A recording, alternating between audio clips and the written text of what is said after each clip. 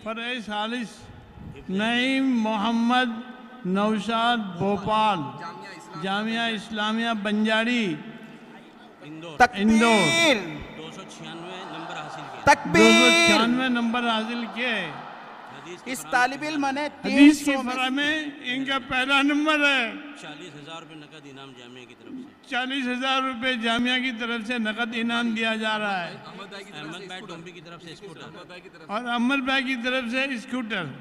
जज़ाकुमुल्लाह खैरुल जज़ा। इस तालिब इल्म ने 300 में से 296 नंबर हासिल किए हैं।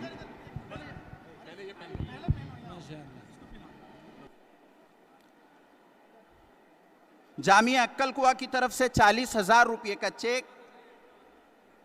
अहमद भाई तुम्बी सूरती की तरफ से एक एक्टिवा गाड़ी, उसकी चाबी उन्हें सौंपी जा रही है।